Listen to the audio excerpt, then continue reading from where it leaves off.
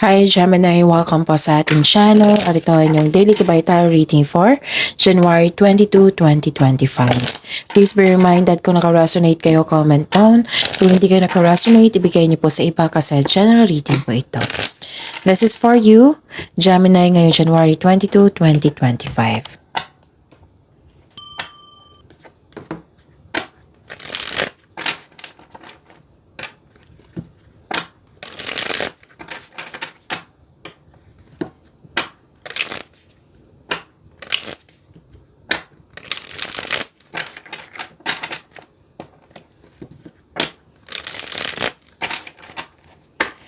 Para po ito sa inyo, Gemini, ngayong January 22, 2025.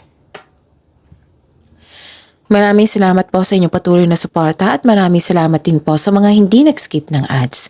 Gamitin ang reading na ito bilang gabay lamang. Sa mga hindi pa nag-subscribe, subscribe na po kayo at click bell notification para malaman nyo na may bago tayong video.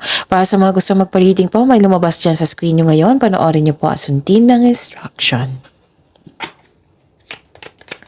Spirits Guide, mga ganap pa para kay Gemini ngayong January 22, 2025. I need 3 cards po.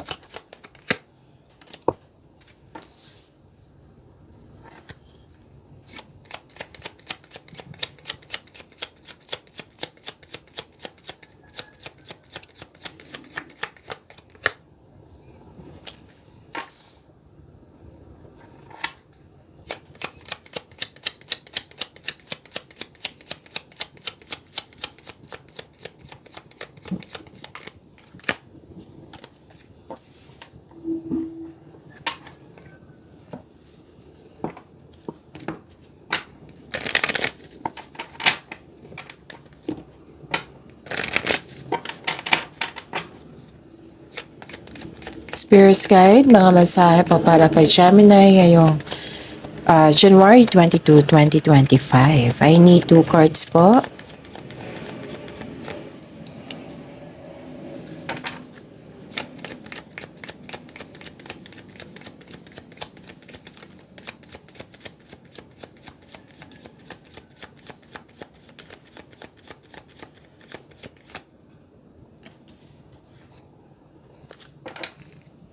Gemini, ngayong January 22, 2025.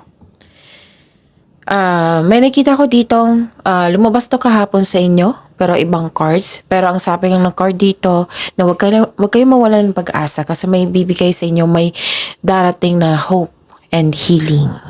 Okay? May personal development din po. Okay? And pwede na nagsaliksik kayo sa internet ngayon, basta nagsaliksik kayo at na may makuha kayong clarity. Yes, kasi may nakita kong clarity dito, katotohanan, pero din recognition po ito, awards, fame, and nakatanggap kayo ng blessings, lalo na't marami kayong ideas na gustong gawin. Ideas is a blessing also, Gemini. So, claim nyo to, lalo na yung hope and healing. Okay? And nakita ko rin dito na pwedeng may lakad kayo ngayon, pwede din na may balak kayong bigyan ng aksyon. Yung sabi ko kanina, di ba, marami kayong ideas na bibigyan mo ng aksyon. 2 card na kasi nagsabi dito. Okay? So, yung pwede din na nagpasya kayo na mag-abroad or magpasya kayong maglakbay ngayon. Pwedeng magbakasyon kayo, pauwi kayo para magbakasyon or may travel kayo para kasi may nakita ko dito ang adventure. Okay? And mag-ingat lang po kasi may nag-observe sa iyo, Gemini. May nag-observe sa iyo, nag-spy sa iyo. Okay? May gusto siyang kunin sa iyo. Pwedeng information yan, pwedeng ideas, pwedeng bagay, pwedeng tao. Basta nag-observe siya sa iyo. Mahilig to siya magmanipula. Mahilig to siya magmanipula, mahilig din siya mag-react. Yung mabilis siya mag-react, okay? What I meant is mabilis siya mag-react. Okay, mag-ingat na lang po sa kanya. Narrow pathway, tread thoughtfully, and opening to your spiritual source.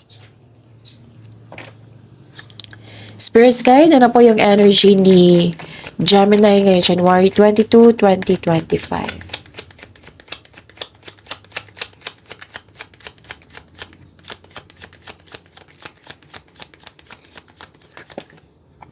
Okay, I think dalawa na ito.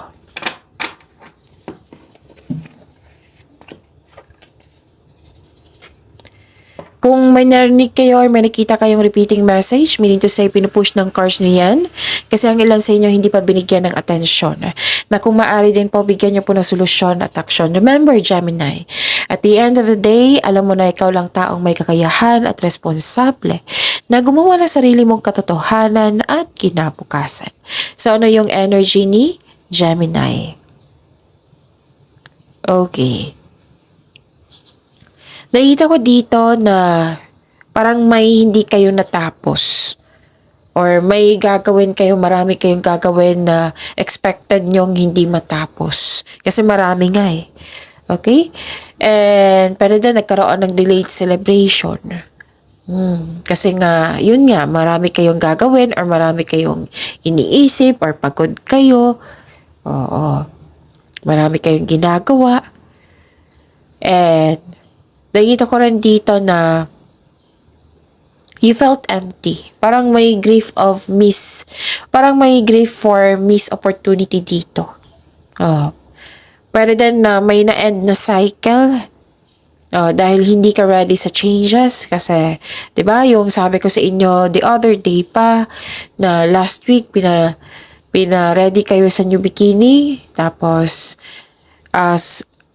nung Sunday, I think Sunday and Saturday, Sunday, basta sunod-sunod siya na nagkaroon ng new beginning. Oo, kahit i-check nyo kahapon, yung reading, yung beginning. Tapos, ito, yung sabi dito ngayon na hindi ka ready sa changes. Kumbaga, it might be bigla ang pagbabago ito. Pwede din na may unhealthy attachment ka pa sa nakaraan. Sa mga natapos na. Okay? Okay, so, yun. Siguraduhin po na, kasi may nakita kasi ako dito na pagkabigo or may maling plano, maaari din delay sa hinihintay mo or delay sa paggawa ng desisyon, delay sa paggawa ng aksyon kasi may hesitation, may ganyang pangyayari. Kung gagawa pa kayo ng plano, kung hindi pa ito nangyari ha, kung gagawa kayo ng plano, siguraduhin konkretong plano yan, okay? And you're ready to move on, pero may blockages akong nakikita dito or you don't feel you are deserving of success. And ang sabi ng card niyo po dito, deserve niyo po daw yung itong completion na ito, itong success na ito. Okay? Kasi nakita ko dito, you're reaping rewards, successful completion. Oo. Parang hindi ka satisfied sa completion po. Okay? Yun. Pwedeng may nag-celebrate na monthsary, anniversary, birthday ba yan? Basta celebration ha. Pwedeng hindi ka naka-attend or hindi mo pa ma-celebrate kasi nga may concern ka pa. May concern kayo. Okay? So, meaning to say, may hindi lubusang pagtanggap sa mga nangyari sa nakaraan. Pwedeng distracted ka sa delay. Pwedeng yung sabi ko kanina sa inyo na marami kayong gawain na expected nyo na hindi nyo matapos ngayon. Gusto mo matapos agad eh. Parang yung nararamdaman ko ngayon na gusto mo lang laya, na matapos na. Freedom. Ganon. Okay. Sana nakuha nyo yung explanation ko. Okay. So, ang sabi po ng card nyo po dito, okay. At the end of the day, yung ang sabi ko nga kanina na be ready na kasi marami kayong gawain. 'Di ba? Na expected nyo hindi nyo matapos. Pwede din yun sa mga distraction na like delay or maling plano or yun. At the end of the day, nakita ko dito, you are very inspired. Busy kayo. Nag-initiate eh. Nakita ko dito initiation. And this is also new beginning. Diba? May unhealthy attachment pa kayo sa nakaraan. Hindi ka pa ready sa changes. Dalawang card na po na mismo nagsabi dito na may pagbabago, changes. And please know, Gemini, lagi ko yung pinapaalala sa inyo na isa sa strength nyo ang mag-adapt. Madali sa inyong mag-adapt kasi very observer kayo and very matalino. Okay? Isang importante yung simulain, pagsasapalaran, pagpaplano. Posibilidad na, may posibilidad na, kasi may nakita ko ditong parating na sanggol. Oo, pwedeng may nanganak, nakakilala mo. So, yun. Basta may pagbubunga dito. Pagbubunga na magiging inspired ka. Pwedeng bagong proyekto ito, paglalakbay, yung sabi ko sa inyo, lumabas siya sa sa oracle cards nyo at sa tarot cards nyo na pwedeng paglalakbay ito, pagsisimula ng isang bagong relasyon, pagsisimula ng isang negosyo, trabaho, basta pagsisimula, new beginning po. May chance kayo maglakbay sa malayong lugar or mag-abroad. Yung sabi ko kanina, pwedeng adventure yan, pwedeng bakasyon, pwedeng mag-abroad, or may lakad kayo ngayon. Or may plano kayo na ngayong next day or next 2 days or next day, pagkabukas, may lakad ako. Pwedeng ganon. Pagpaplano. Puro pagpaplano ngayong araw na ito. Aksyon, pagpaplano at aksyon. Yan. Hindi lang pagpaplano, kundi kasama ang aksyon. Yun. Basta yung pending, nakikita ko ang ilan sa inyo may pending. Na maraming pending na expected nyo, hindi nyo matapos. Kasi, karoon ng time management na ayaw mo nang mabinat, ayaw mo nang ma-pressure, ayaw mo nang ma-burnout, kaya nililimit mo yung sarili mo. Now, this is good kasi mahirap na mapagod, diba? Na hindi mo matapos-tapos yan. So, this is good kasi nakikita ko ng pagpaplano, time management. Okay? Pagbigay ng action to 3 card na nagsabi dito. Isang card dito sa oracle nyo, sa 2 card dito sa tarot card nyo. May parating na exciting opportunity po na mas magiging busy kayo. Ngayong araw na to, naging masipag kayo at naging creative, naging productive po kayo. This is good. Diba, sabi ko sa inyo, maging productive sa araw-araw kung pwede. Maliban na lang kung pagod kayo, syempre magpahinga. Para may harvest po kayo na expectation sa susunod na araw. Okay? So, yun. Spirits guide. Career and money po ni Gemini ngayon January 20 to 2025.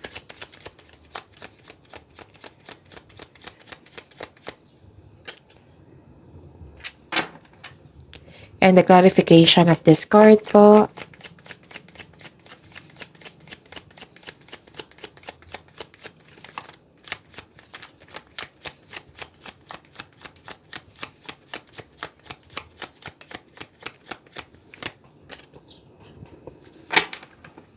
Okay. Nakikita ko dito na nagkaroon po ng sa career and money niyo po ito may concern sa mayabang na tao. Pwede din na naging perfectionist kayo ngayon na gusto niyo matapos yung mga gawain mo.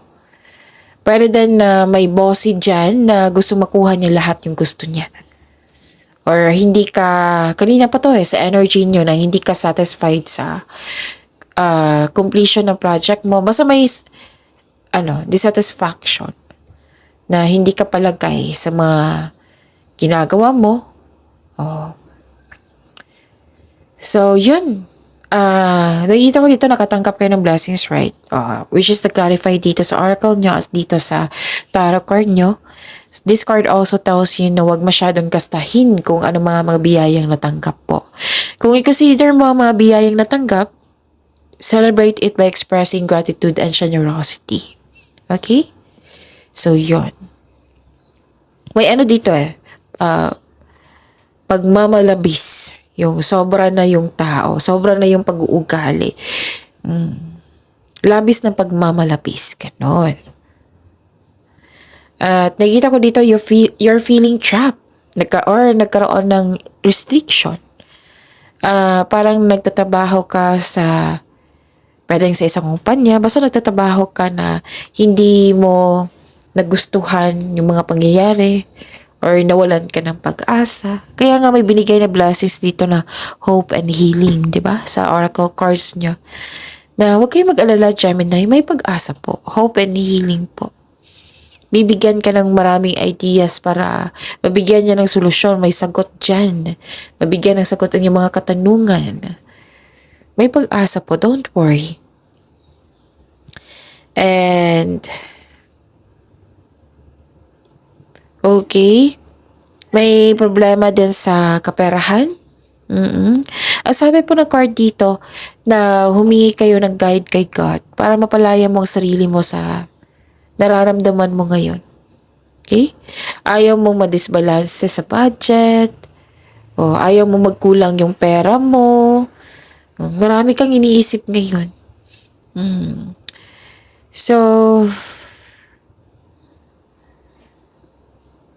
okay. Parang nangyari na ito sa nakaraan kahapon na ayaw mo magkulang yung pera mo, na hindi ka satisfied sa mga completion ng project mo. So, yun. Ang nakita ko dito at the end of the day, nasa proseso ka ng pagpalaya. Diba sabi ko sa inyo kanina pa na parang gusto nyo ng laya. Now, na gumagawa ka na ng action, these 3 cards, puro action Puro action. Gagawa ka ng action para mabigyan laya ang iyong sarili. Okay? So, yun. Ano pa? Spirits guide, love life, self-love, partnership, and romance. Ni Gemini ngayong January 22, 2025.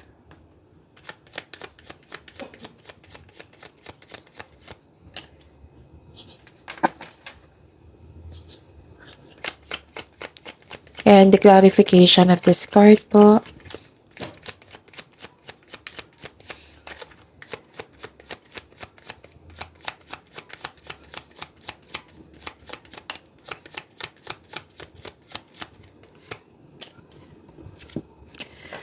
Maraming salamat po sa patuloy na tiwala at suporta sa ating channel. At maraming salamat din po sa mga hindi nag-skip ng ads. Okay. Nakita ko dito na nagkaroon po ng you're slowing down. This is good. This is good, Gemini. You're okay. Yun. So, ang ibig ko mong sabihin, you're not slowing down, kundi mabilis ang action mo dito. Maraming movement. So, from here to here, expect kayo ngayong araw na ito, marami kayong ginagawa. Marami kayong iniisip. At the same time, marami kayong ginagawa. And this is also may ganap dyan na quick action. Mabilisan. Okay. May parating na romantic partner na papasok sa inyong buhay ngayon. Sa mga single dyan. And nakaramdam kayo ng excitement ngayon. Kaya nga may quick action dito It might be may dumating na opportunity at bibigyan mo siya ng agarang aksyon or reaksyon. Okay? And nakita ko rin dito na may matatanggap kang event invitation or may mag-ask sa'yo ng date. Pwedeng sa partner mo ito or sa maniligaw mo. May ilan na ma-meet mo yung partner mo via travel. Sa buhay mag-asawa, sa mga may relasyon dito, may mabilisang desisyon akong nakikita. Nag-uusap kayo ng mabilisang desisyon. Pero then, darating na yung mensahe na hinihintay mo. Actually, ilang blessings na, may ilang cards na po nagsabi dito na may blessings may parating na blessings na magbibigay saya sa'yo. Andito pa rin yung travel. Binabalak or ma-travel kayo ngayon. Or isang bagong tao na darating sa iyong buhay. Parating ko tong nababasa sa inyo, Gemini, sa mga single dito. Na may darating na may isang bagong tao na darating sa iyong buhay. Pero din sa may relasyon to, sa buhay mag-asawa, may darating sa inyo na magbibigay sa inyo ng inspirasyon. Okay? So, nakita ko lang dito yung excitement. Tatlong card na kasi nagsabi dito, sa araw na ito, excitement. mabilisang paggawa ng aksyon, mabilisang desisyon. Yan yung nakikita ko. At nakita ko yung pag-aalaga mo sa inyong sarili, pag-aalaga mo sa inyong relasyon, connection mo sa isang tao. Okay, building stability, again, building stability, conserving resources. Para sa mga relasyon dito, lahat naman, single, may relasyon, sa buhay mag-asawa, nag-build kayo ng sense of stability. Basta may sense of stability dito na naghahanda kayo. Naging wiser kayo. Okay? So, yun. Pag-imanin niyo po yung blessings na binigay sa inyo, Gemini. Please like, subscribe, and click the button for notification para updated po kayo sa daily tarot reading natin. Maraming salamat po.